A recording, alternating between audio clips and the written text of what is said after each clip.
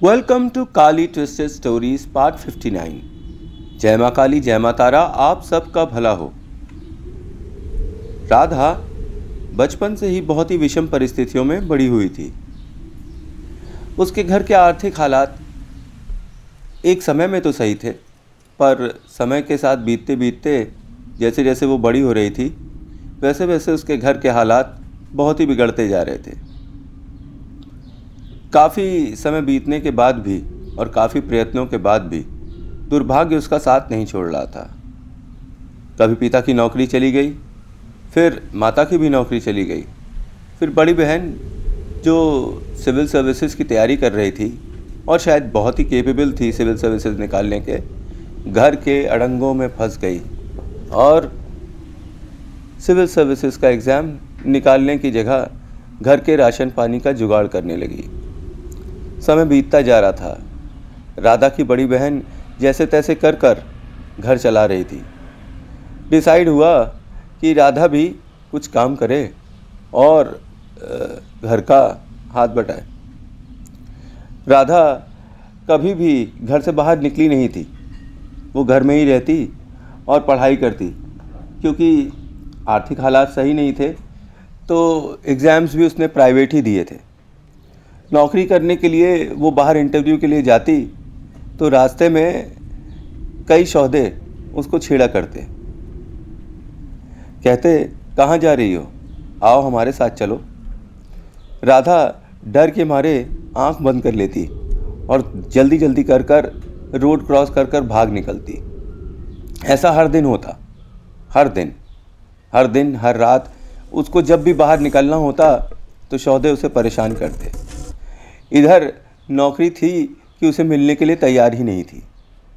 सब जगह उसने सर फोड़ लिया, पर कहीं पर भी उसको सफलता न मिल रही थी। जहाँ भी जाती लोग एक्सपीरियंस मांगते, लोग कुछ कहते, ऐसी डिमांड्स रखते जिन्हें वो पूरी नहीं कर सकती थी। थक हार कर एक दिन वहीं रामबाग के मंदिर में वो बैठी हुई थी। तभी वहाँ पे एक साधु आए तो उसके बगल में बैठे। वो बैठे बैठे रो रही थी हनुमान जी के सामने। तो साधु ने उनसे पूछा कि बेटा तुम क्यों रो रही हो।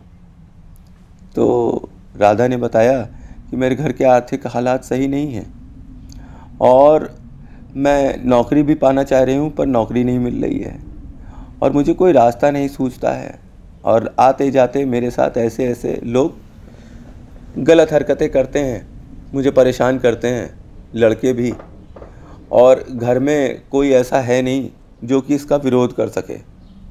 एक छोटा भाई है जो अभी इस काबिल नहीं है कि विरोध कर सके। बड़ी बहन है, वो घर के कामकाज में और बाहर लगी रहती है ताकि वो आर्थिक स्थिति को कुछ न कुछ संभाल सके। एक बूढ़ी माँ है और एक पिताजी हैं जो कि बहुत बीमार हैं।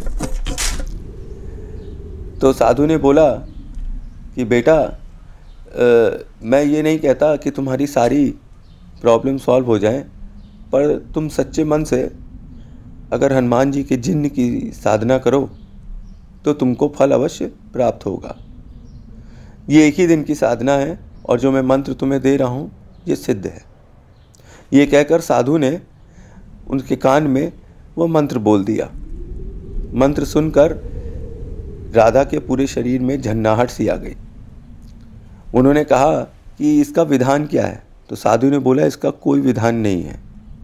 इसका विधान सिर्फ इतना है कि तुम इस मंत्र को 1.25 लाख बार अगर जाप कर लो, एक दीपक जलाकर और 2 अगरबत्ती, एक 2 लौंग और एक कपूर, ये सब जलाकर तुम 1.25 लाख बार जप करो तो ये मंत्र सिद्ध है, अपने आप ही फल देगा और तुम्हें जिन्न की प्राप्ति होगी और वह जिन्न तुम्हारी हर ख्वाहिश पूरी कर सकता है और वह तुम्हारी रक्षा भी हर तरह से करता है रहेगा।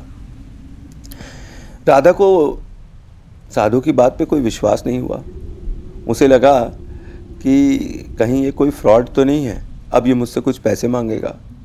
साधु उठा और चलने को हुआ तो राधा ने बोला कि बाबा आपकी फ़ीस। वो मुस्कुरा कर बोले इसकी कोई फ़ीस नहीं है। तुम्हारा दुख इतना ज़्यादा था कि ऊपर वाले को देखते नहीं बना, तो इसलिए मुझे भेजा कि तुम्हें किसी रक्षक के हवाले कर दूं, ताकि वो तुम्हारी रक्षा कर सके और तुम्हारी इच्छाओं की पूर्ति भी कर सके। रात में राधा ने साधना स्टार्ट करी जैसे साधु बाबा ने कहा था, और लगातार मंत्र जाप करते करते करते करते 1.25 लाख जाप अंततः सुबह 7-8 बजे तक पूरा हो गया। जब पूरा हुआ तो राधा ने आंखें खोली। जब उसने आंखें खोली तो उसने सामने देखा कि दीपक से राधा को अपने सामने एक राक्षस जैसा आदमी बैठा दिखाई पड़ा। अच्छा खासा बॉडी वाला आदमी, और उसने काफ़ी सोना पहना हुआ था, और वो कुछ हनुमान जी की तरह ही लग रहा था उसकी बॉडी। बस चेहरा वानर का नहीं था। चेहरा भी उसका कुछ बहुत ज़्यादा ना बहुत सुंदर और ना बहुत ही कुरूप, ठीक ठाक। एक तरीके से कहा जाए कि tall dark and handsome type जिन वहाँ प्रकट हुआ। राधा ने उसे देखा और बोला कि आप कौन हैं? तो बोला, तुमने मेरी ही तो साधना करी थी और मुझे ही तो बुलाया था। अब बताओ तुम्हें क्या कष्ट है। राधा को तो जैसे बिलीव ही नहीं हुआ कि कोई जिन्न भी आ सकता है, और वो भी मंत्र जाप करने से। खैर, उसने जिन्न की परीक्षा ली और उससे बोली कि मुझे एक अच्छी जॉब दिला दो। तो कहा, बस इतनी सी बात, चलो तुमको जॉब तब तक मिली जब तक तुम चाहो। तो राधा ने बोला, मतलब? कहा, जब तक तुम चाहो तब तक तुम्हारी जॉब है, जब तुम नहीं चाहोगी तो तुम्हारी जॉब भी नहीं होगी। तो राधा ने बोला कि जब भी मैं जॉब पर जाती हूँ मुझे रास्ते में लोग परेशान करते हैं, क्या तुम मेरी रक्षा कर सकते हो?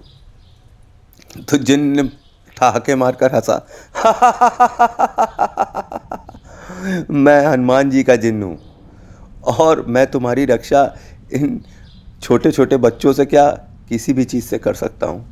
तुम निसंकोच होकर जहाँ चाहे वहाँ जाओ, जो चाहे वो करो, मैं तुम्हारी रक्षा हमेशा करूँगा, पर इसके लिए तुम्हें मुझसे एक वादा करना होगा। तो कहा, क्या? कहा, हमारी दोस्ती अगर पक्की रहनी है तो तुम मुझसे वादा करो कि जब तुम मुझे बुलाओगी तो मैं आऊँगा, और जब मैं तुम्हें बुलाऊँगा तो तुम भी आ जाओगी। राधा ने बिना सोचे विचारे हाँ कर दिया, क्योंकि उसको ज़रूरत बहुत ज़्यादा थी। अब वो जिन्न और राधा दोनों वचन के सूत्र से बंध गए थे।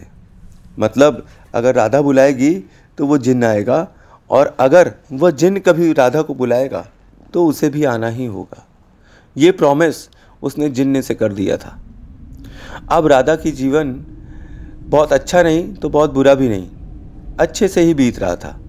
अब वो सारी प्रॉब्लम्स जो फेस कर रही थी, धीरे धीरे धीरे कर कर जिन्न अपनी शक्तियों से उसको सॉल्व करते जा रहा था।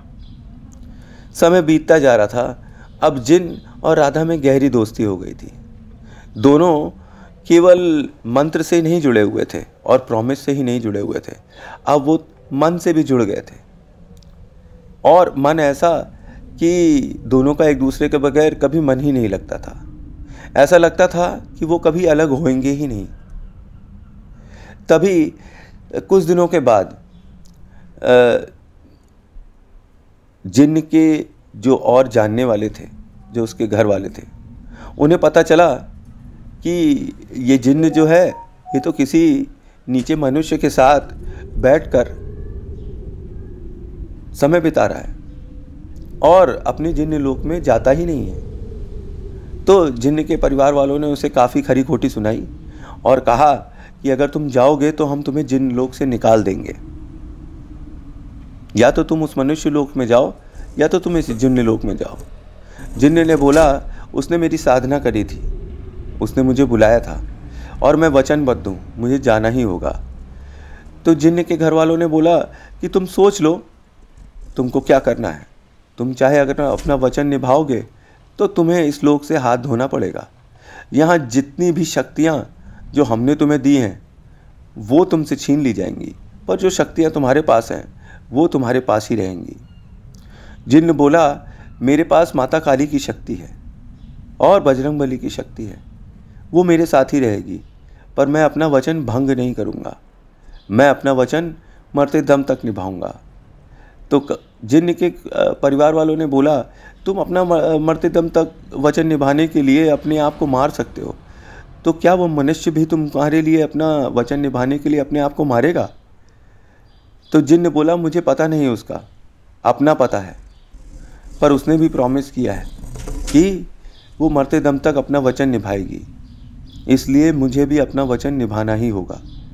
कहकर जिन्न लोग छोड़कर चला गया और जिन्न की जो एंट्री लाइन होती है उसमें उसका बहिष्कार हो गया। अब वह जिन्न लोग लौट नहीं सकता था। नीचे मृत्यु लोक पर वह राधा के पास पहुंचा तो उसने देखा कि राधा घर से नदारद थी। तो उसने मन ही मन राधा का स्मरण किया तो उसने देखा कि राधा घर के बाहर कहीं किसी साधु बाबा से बात कर रही थी और वापस आ रही थी। तो जिन्न ने राधा से बोला कि तुम कहाँ गई हुई थी? तो वह बोली कि एक नया घोरी साधु बाबा से भेंट हुई है, इन्होंने मुझे एक और जिन्न साधना बताई है, सोचती हूँ वो अभी कर लूँ। तो जिन्न ने बोला कि ठीक है, कर लो अगर तुम्हारी इच्छा है तो। मैंने तो तुमसे कभी बोला नहीं कि ना करो, पर तुम्हें किसी और जिन्न की क्या ज़रूरत? अगर तुम्हारे पास ऑलरेडी एक जिन्न है तो मैं हूँ तो तुम्हारे लिए। तो राधा ने मुस्कुरा कर बोला, तुम मुझे बहुत प्रेम करते हो जिन्न? तो जिन्न ने बोला, हाँ राधा, मैं तुमसे सच में बहुत प्रेम करता हूँ। तो राधा ने हंसकर बोला, मैं आज जो तुमसे मांगूंगी तुम मुझे दोगे? तो जिन्न ने बोला, निसंकोच बोलो, इतने सालों तक मैं तुम्हारी सेवा करता रहा और तुम्हारी हर इच्छा को पूरी करता रहा, क्या आज मैं पीछे हट जाऊंगा? अब हम केवल मंत्र से नहीं जुड़े हैं, हम पक्के दोस्त हैं। याद है हमारा वादा कि जब तुम बुलाओगी तो मैं आऊँगा और मैं बुलाऊँगा तो तुम आओगी। तो तुम निसंकोच होकर मित्र की तरह मांगो, तुम क्या मांगती हो? राधा ने मुस्कुराकर कहा, तुम मुझे अपना प्रेम दे दो, वो प्रेम जो तुमने मेरे लिए अपने मन में बसा रखा है। जिन्न बहुत उदास हो गया, क्योंकि ये प्रेम जो थी ये काफ़ी स्मृतियों से बनी थी, काफ़ी उतार चढ़ाव से बनी हुई थी, काफ़ी त्याग से बनी हुई थी, काफ़ी संकल्पों से बनी हुई थी। जिन्न ने ये सोचा था कि ये सारा जीवन उसके साथ चलेगा, पर हर चीज़ का एक अंत होता है। उसको समझ में आ गया कि शायद राधा को अब नए जिन्न की ज़रूरत है। उसने उसको वह अपना प्रेम एक फूल के रूप में दे दिया और बोला कि राधा, कल तुम मुझसे मिलोगी? तो राधा बोली कि कल नहीं, परसों 7 बजे तुम बस स्टॉप पे आना, मैं वहीं तुम्हें मिलूंगी, समझे? ये कहकर राधा घर के अंदर चली गई। अब रात में राधा ने साधना करी और नए जिन्न की साधना करने के बाद वो जिन्न भी उसे सिद्ध हो गया। दूसरे दिन 7 बजे जो पहला जिन्न था उसको मिलने का वादा था राधा ने किया बस स्टॉप पे। यहाँ जिन्न उस बस स्टॉप पे 7 बजे बराबर आकर बैठ गया और बार बार घड़ी देखता कि राधा आएगी कि नहीं आएगी, आई कि नहीं आई। घड़ी को बार बार हिलाता कि कहीं घड़ी ख़राब तो नहीं हो गई या कुछ ऐसा वैसा हो गया। तो उसको समझ भी नहीं आया कि राधा आई क्यों नहीं। उसने उसे आखिर बुलाया था ना, तो ये तो वादा था, वो वादा तोड़ कैसे सकती है? उसको समझ में कुछ नहीं आ रहा था। अब क्योंकि उसके पास उसकी जिन्न लोक की शक्तियाँ भी नहीं थी तो वो ज़्यादा कुछ कर नहीं पा रहा था। माता काली को याद करने के अलावा उसके पास कोई ऑप्शन नहीं था। जब उसने माता काली को याद किया तो माँ स्वयं प्रकट हुई और जिन्न के सिर पर हाथ रखा और बोला, क्या हुआ बेटा?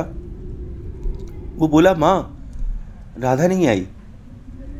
माँ ने मुस्कुरा कर कहा, उसको नया जिन्न मिल गया है, वो तुमसे भी अच्छा है, अब तुम्हारी ज़रूरत उसको नहीं है। पर उसने तो वादा किया था माँ कि वो 7 बजे बस स्टॉप पर आएगी। तो उसने वादा किया था, झूठा वादा किया था। नहीं आएगी वो इस बस स्टॉप पर जिन ने नहीं माना। और आज कितने वर्ष हो गए हैं, उस बस स्टॉप पर कई बार कई लोगों ने देखा है कि कोई टॉल डार्क हैंडसम आदमी घड़ी देखता है 7 बजे, बार बार हिलाता है और एकांत में एक नज़र गड़ाए हुए देखता रहता है कि जैसे उसे किसी का इंतज़ार है। शायद ये वही जिन्न है जो अभी भी राधा का इंतज़ार कर रहा है। ना समझ है, अब वो नहीं आएगी, उसके पास एक नया जिन्न है। तो कैसी लगी कहानी? Thanks for watching. जय माँ काली, जय माँ तारा। आप सबका भला हो।